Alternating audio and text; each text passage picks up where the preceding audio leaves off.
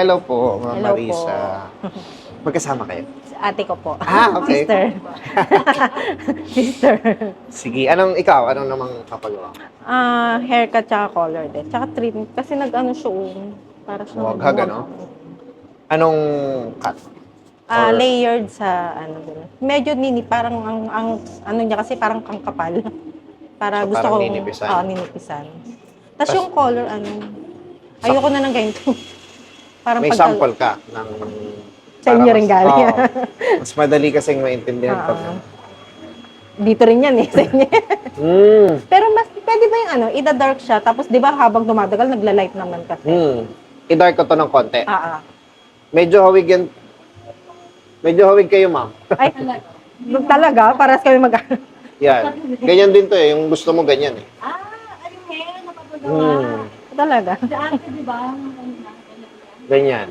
Okay ba? Di anuin ko na lang, parang Parang i-customize ko na lang. Wala kang highlights, di ba? Kung ganyan, may highlights yan. Highlights ko. Pero hindi naman matapang yung bleach na.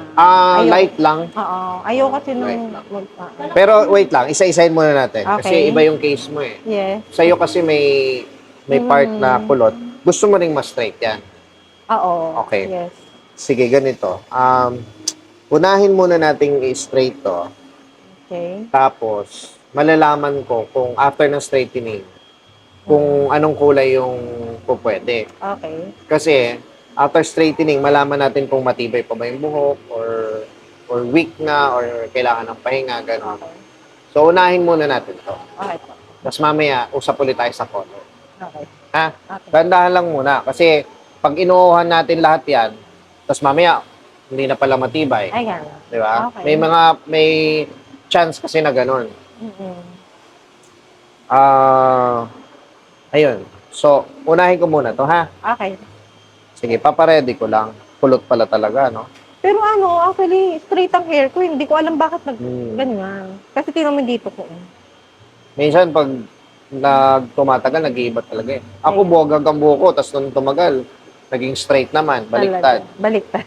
Sa'yo naman, sabi mo, straight. Wala kaming lahing kulot.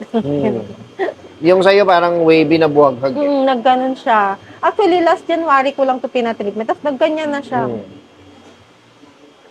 Pero, ayan, hanggang Ayan. dito lang naman, ibig sabihin, andito pa yung pinagawa mo. Okay. Ayan, ito kasi yung tumubo. Yan na yung tumubo. So, ito yung dati mong pinagawa. Sige, paredy ko lang. Basta. Nice.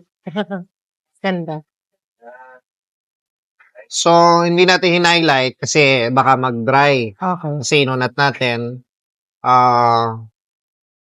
Ayun. So, in-color lang natin. Pero turns out, mas okay nga, no? Nakakaputi lalo. Nakakaputi, pero safe pa rin yung hair mo. Yeah. Nag-straightening kasi tayo, so we have to consider yung, condition, texture. Tapos, as requested, ninimpisan natin to. Para lumit yung mukha. Yes. Tsaka para naging layer, no? Tama lang yung length. Maganda. Thank you. Thank you.